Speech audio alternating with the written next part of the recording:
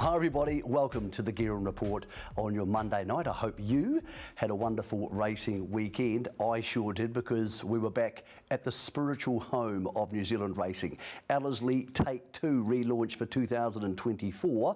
We'll dive into the racing, hear from the boss and a very special jockey who could be in for the week of his life. We're also going to look into the NZB Kiwi, this wonderful concept.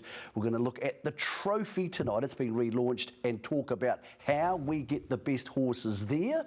And talking about good horses, a little New Zealand girl is off to the Caulfield Cup. Stick around for a Caulfield Cup stat you may not believe, as Positivity makes her way into the race on October the 19th.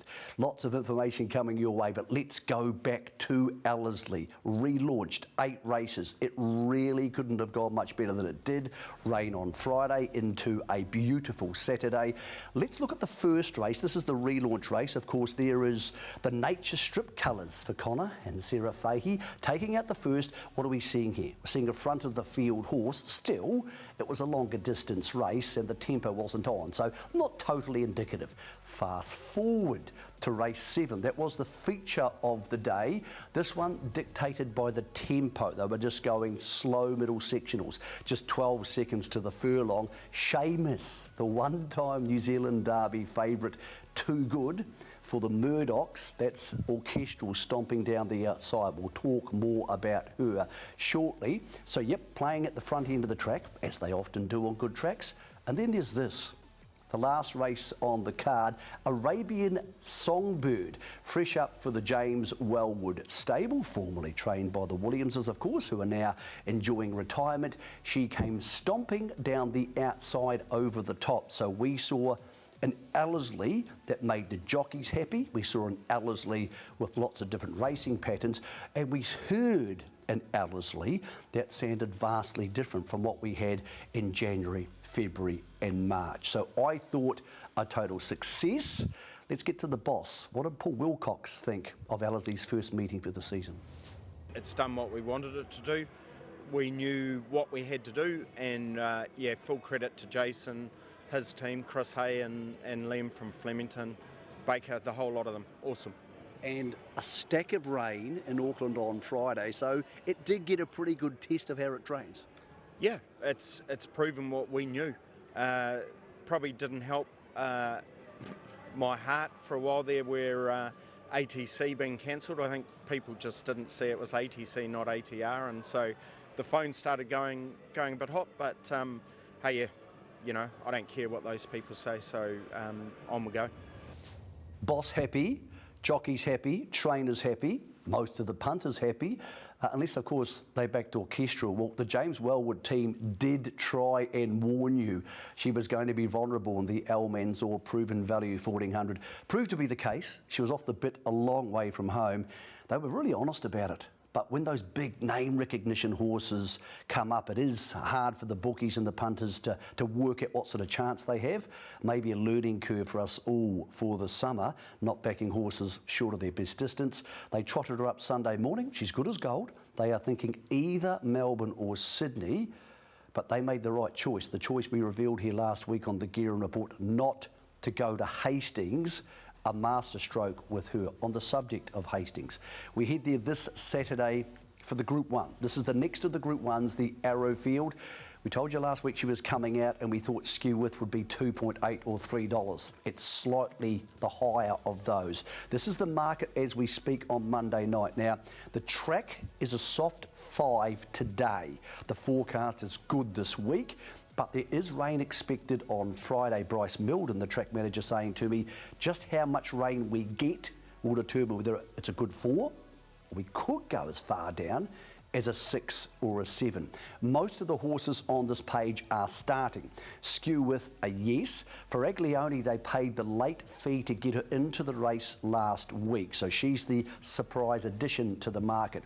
Molt Time we'll talk about in a second. She has a jockey aiming for a career highlight.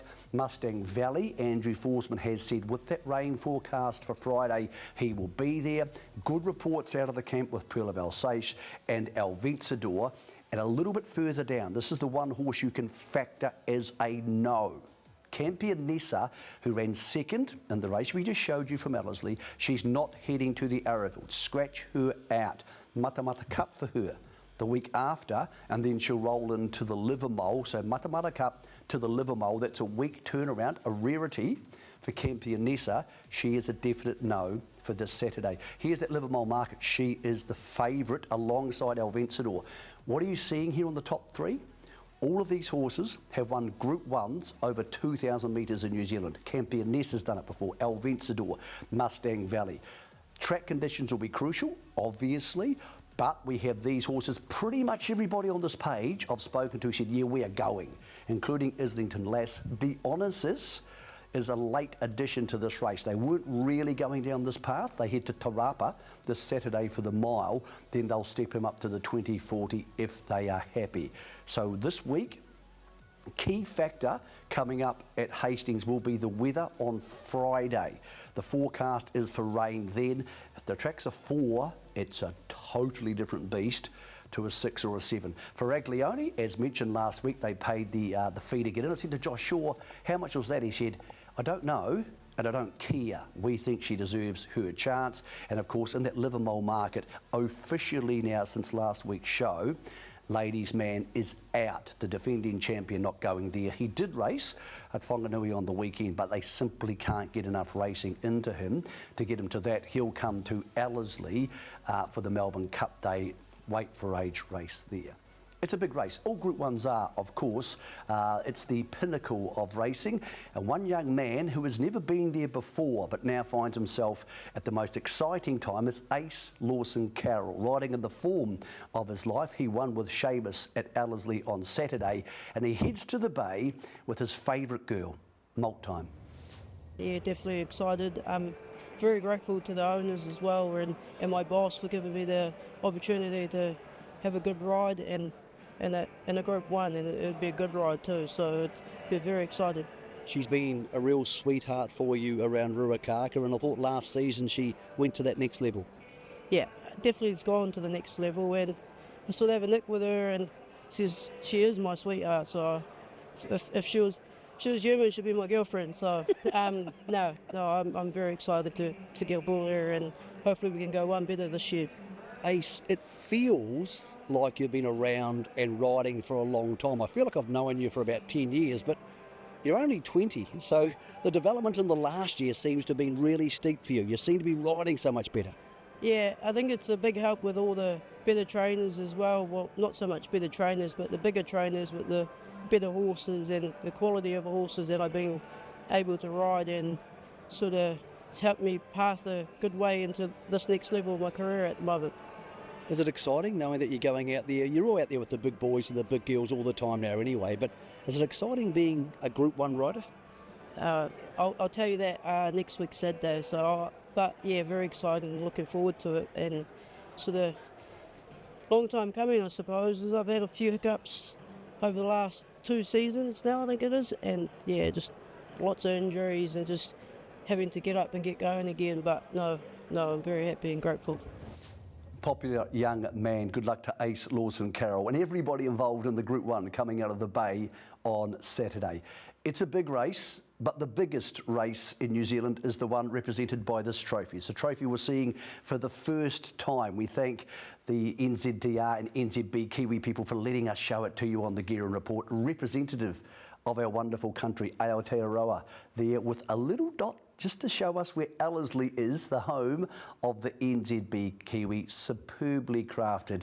And of course, it's going to have new custodians around about 5 o'clock on March the 8th next year. We wanted to dive into the NZB Kiwi. We know what slot races are, but we don't really know how they work from the slot holders' perspective. We're going to speak to 5 different types of slot holders. Some are almost individuals, others are groups put together, and of course we have racing organisations, Auckland Thoroughbred Racing and Waikato Thoroughbred Racing involved. So we're going to get to what they're thinking about this wonderful occasion. Once they got a slot, we asked them, what is the process now? What were your motivations behind it? Win.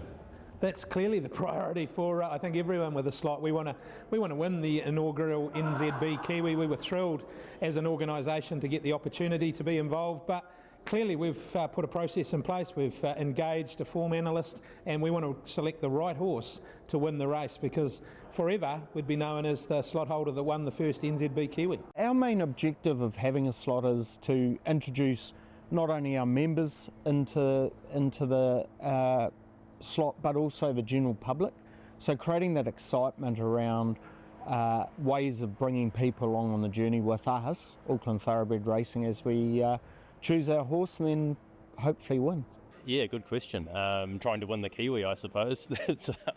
So it's. I think everyone's still a little bit unsure as to the tactics and how you should go about it. Obviously, you want to try and get a horse that could take you right through, and you can gain points on the way through. But that's also hindered by the fact that a lot of 3-year-olds don't come up in the spring. So yeah, it's a bit of a game of chess, I suppose, and tactics as to how you go about it. And I think everyone's still really trying to get their head around it. Supporting the industry in the first instance, I think it's a wonderful initiative. It's incumbent on any of the stakeholders in this game to really get in behind any sort of initiative, much less something so unique and so such a headline as the Kiwi. So the initial protocol now is to go and try to find a fast horse.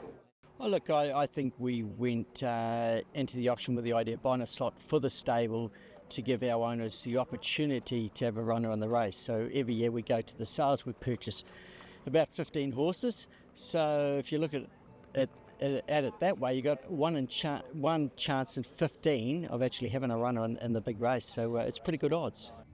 Interesting thoughts there from the different groups of owners. Next up, we said to them, well, what happens now about selecting the horse? Is it done by committee, or does one person make that final decision? I think as a group we'll get together, and it's nothing that's no decision that one person will make at the time. But I think it's a case of probably coming to an agreement with the owners of any particular horse and saying, look, say come this time of the year, if you're happy and we're happy and the horse is going well enough, we'll press on, or you might have an exit clause. There's a few little arrangements I think you're going to have to make along the way, because as you know, with young horses, things can change from week to week. I probably will. No, look, between Andrew and myself, we'll certainly sit down and make that decision, but we will more than likely make our decision pretty late in the piece, so we give all of our owners the opportunity to have the best possible Wexford horse running in the race. No, it's going to be a group exercise in terms of trying to find the horse. We've got a few good friends involved with Guerin, the Greens, and Darren Brady and co. And so it will be a round table, possibly with a few wines along the way. And but yeah, that's it. It's going to be a bit of a process. Things change from a 2-year-old season to a 3-year-old season, and it's everyone's on weather watch at the moment to try and work out who's improving the most and who's going to be peaking in March. Yeah, I'm not going to release too much information because there's probably some other slot holders that would love to get a hold of what we're doing, but we've engaged a very strong form analyst from Australia that's doing a body of work on potential horses that we've identified, but very much a consensus with the racing committee, which will then go through to the board before a final decision's made. We've, as I say, engaged a form analyst. I think it's really important that we put some professionalism into our selection.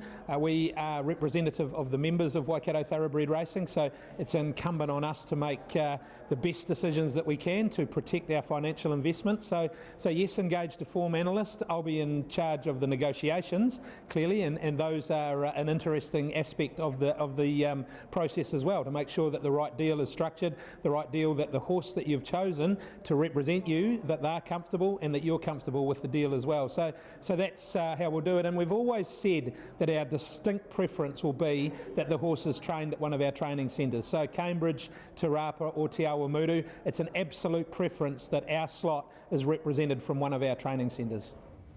Well, lead-up form is going to be crucial for the NZB Kiwi. Slot holders, what do you think the best lead-up races are going to be? I think the best lead-in races are going to be those ones that are held at Ellerslie. it is going to be, it's a unique surface over here. It's a really good surface, it's a consistent surface, and I think those that are going to handle it here are going to be the good horses. It's always been a good horse track, Ellerslie, and I think the lead into this race won't be any different. At the moment, I think they're all kicking off having their first run at Taupo on the 20th. So, one of these horses at Taupo, we believe, will be running in the slot, or at this stage have the best chance of running in the slot. But there will be others that'll be putting their hand up later on, we are hoping. But we're sort of we're sitting on the sideline. I think timing's important. Like, obviously the horses that go well in the spring aren't necessarily the better horses come the autumn. So you may not know until something like a Karaka Million when those 3-year-olds step out. Obviously they're performing on the course that the Kiwi will run on. There's a fair bit to sort of get your head around, and I think it's probably a matter of having things lined up, but you can't really commit until quite close to the race, I would have thought. Well, the best two will clearly be the James and Annie Sarton Memorial and the BCD Group Sprint. Look, they're the two that qualify for the bonus at Te Rapa for Waikato Thoroughbred Racing, so they'll be great just to be a part of it that way. I think a form reference around Ellerslie will be quite important. I've worked here for a long time, over a decade, and I know the peculiarities of the track. Even though it is a new surface, the contours are still the same, so they go uphill, down dale, come into the corner a little bit differently than other places. So I think being able to be proven to cope with Ellerslie and it being the right-handed way of going will be important. There's a few races we've identified that are important, but look, a lot of the time some of these horses that will be in that race haven't even started, so until we've seen those potential horses having their first start in their 3-year-old year, we're keeping a very open mind as to what path they'll follow to get into the NZB Kiwi. We'll dive into that a bit more with some research a bit later on. But once you have a slot and you've signed a horse, how much does the trainer of the horse or the owners of the horse have a say in its preparation? Things like, for example, who does the riding in the Great Race? Oh, look, absolutely. It's a fantastic idea, and it is for New Zealand racing, it's just, as you say, going to create a lot of hype, and you can imagine an owner going into their horse has been selected, and the pre-race discussions and so on. It's going to be a really exciting time ahead. But I think the concept, the way they have done it for New Zealand racing, it's what we needed, and well done to them. That'll be dependent, I'm sure, on how that process develops around the negotiation. Clearly, you leave the training to the trainer.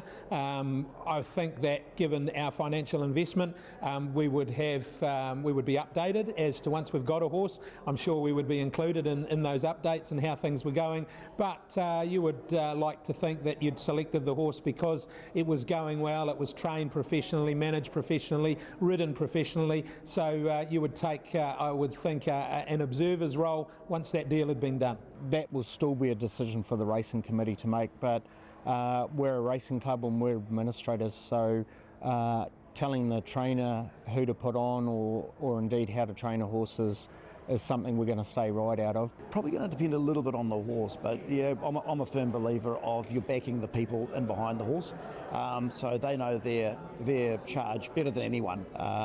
They know the jockeys that are going to suit, the training regime that's going to suit. So I think it's important that you don't get too involved and you have too many cooks in the kitchen. Quite frankly, if you select the horse, you've selected the team that goes along with that horse. Part of the process is not only finding the right horse, but finding the right group of connections to work in with. I think that's going to be very important because there'll be a fair bit to work out. Obviously, you've got to do a deal, and I think the easier the people to deal with, the better off you'll be, and the more fun of an experience it will be.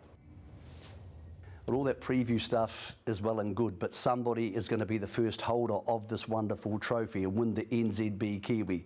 What happens if you happen to win it? I think we'll be staying in Auckland tonight, maybe the next day, and no, it'll be good fun. I'm really looking forward to it, and the whole build-up I think will be good.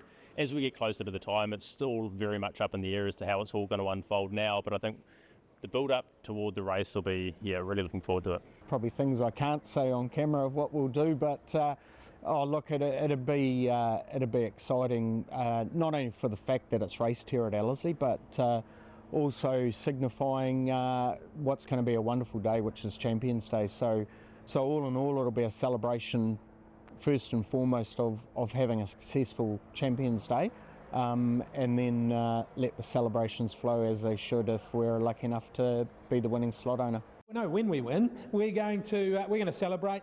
Look, it's important on us to bring our members on the ride. So from Sarton Day, from James and Annie Sarton Memorial Day, we'll be running some sort of competition with our membership base for them, a couple of them to be joining us here at Ellerslie for the running of the NZB Kiwi. We've got the idea of running a dinner on the Thursday night at Te Rapa before the Kiwi, just to cement the fact that we've got a runner and that our members are involved, and to galvanise their support for the race as well. So look, we'll do some stuff with the members, and look, afterwards, if we happen to win it, I'm sure there'll be some celebrations that'll be long, loud and very, very enjoyable.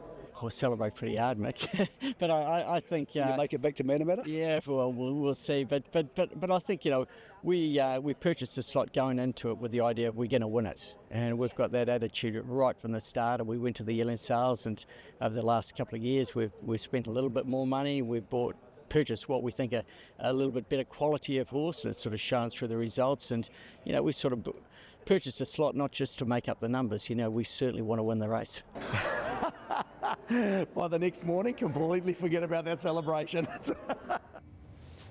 Of course, two of those groups of people we're talking to, Butch Castles and Paul Wilcox, are in a different situation. They are representative of a racing organisation, so they don't get to pocket the money. We spoke to them about what happens should either Waikato Thoroughbred Racing or Auckland Thoroughbred Racing win the NZB Kiwi. I've got a few ideas what I'd like to do with the money, but look, no, it'll be very, very much going back into stakes. That's what we're all about. That's what we're trying to grow here, and our focus for the last 4 or 5 years has been increasing stakes, and it'd be fair to say that money will be wisely spent putting it back into stakes to allow other races to benefit from windfall if we're lucky enough to win.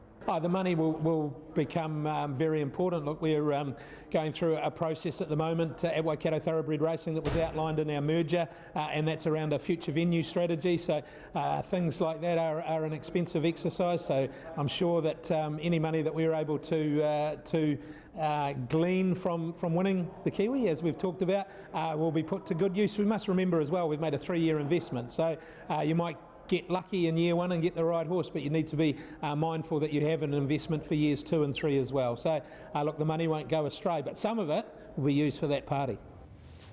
Fascinating and varied insights to the process about getting your horse for the NZB Kiwi and what happens next. We have done a deep dive into the lead-up races to try and find you the absolute key races we think the NZB winner may come from.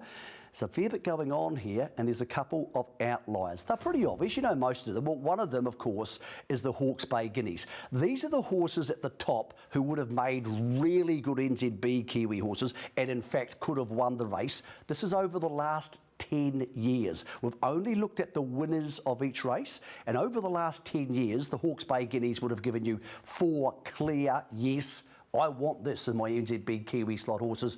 Pierre, Agon, Madison County and Turmie Loose all carried their form into March. Don't forget, the race is March the 8th. There was one exception there.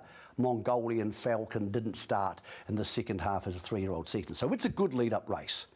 This one's better.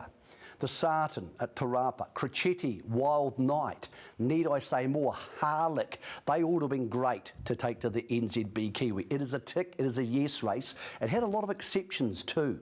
Paranui Bay sadly passed away. Some Street Somewhere was sold. Yuga Foscolo and Serena Miss had interrupted preparation. So strong race with a few horses who didn't quite make it to NZB Kiwi time of the season.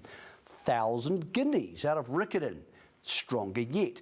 Molly Bloom, Legato of course, the same weekend as the Kiwi. won the Australian Guineas. Media sensation La Diosa was winning in March, so was Risque. Karma Lass went on to become an open class horse. So yes, the 1000 Guineas is a very good lead-up race, but here's the but. The exceptions, Loire has a halo, Platinum Witness the perfect pink. They were all staying fillies by the time you got there. By the time you got to March, they were up to 16 plus 2,000 metres or 2,400 metre horses. So the 1000 Guineas is a good lead-up race, but often a stepping stone to staying races, and therefore not as strong as this. This is the Auckland Guineas, and these are some of the winners over the last decade. Prowess, yep. Pendragon, absolutely. Dark Destroyer, Rocket Spade for Wexford, who have that slot, of course. Rangapo, Volkstock and Barrel. We would have loved all of those horses if we're a slot holder. So stronger again, the Auckland Guineas. Exception, demonetisation was gelded and didn't race on the back end of his 3-year-old season. He won the Guineas. He absolutely would have been an NZB Kiwi standard horse. So we're getting through them. Let's get to the gold-plated stuff. This is the top stuff. The 2000 Guineas. These are the horses who've won it the last 10 years. Look at that list. Wouldn't you love to have one of those as your NZB Kiwi horse? Crecchetti, Pierre, Aegon Catalyst, Embellish, Madison County, Extravagant and Turn Me Loose. Oh yes, and the only two on the top 10 list who you wouldn't have had, Navia, who sadly was retired, and Yuga Foscolo, who mentioned earlier, had that interrupted preparation. So it's gold-plated. It's absolute top of the tree stuff, and one of the races which everybody wants to be part of. The Canterbury Jockey Club are going to give first refusal to probably the 2000 Guineas winner, but of course it doesn't mean they get them. This is a negotiation. They might say, we'll go 50-50, they might go 60-40. Someone else might say, hey, I saw that report, I want to go 70-30. So nothing is a done deal. And here's the other gold-plated race. What about this list?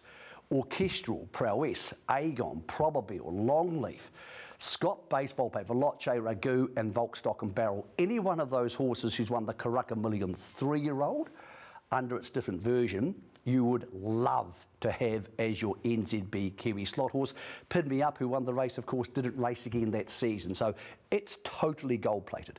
After all of our research of the lead-up races, the big two are obvious. The 2000 Guineas and the Karaka Million 3-year-old. The question about the Karaka Million 3-year-old, can you wait that long? Some will, some won't. What about the Australian form? Would a good Australian colt come? Probably not. Would a filly come? Maybe. Would a gelding come?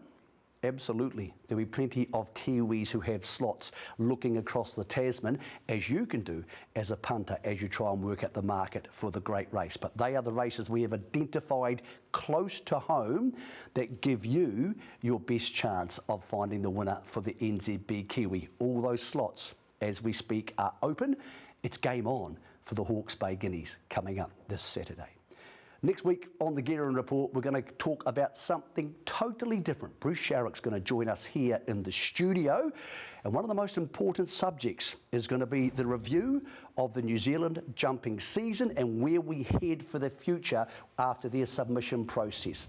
We love a Kiwi success story across the Tasman, and Positivity gave us one in the MRC Foundation on Saturday at Caulfield. This is a golden ticket race into the Caulfield Cup, and she is heading there. Here's your Guerin Report stat for the week. In the last 10 years, only 2 sets of trainers have had a horse start in the Caulfield Cup. We haven't had one since 2021. Murray Baker and Andrew Forsman. Andrew Forsman trains Positivity, that's her 2 off the fence here, have had 7 Caulfield Cup starters in the last 9 years. In fact, they won it in 2015 with Mongolian Khan. Only one other trainer based in New Zealand has even had 1 Caulfield Cup starter. That's Donna Logan.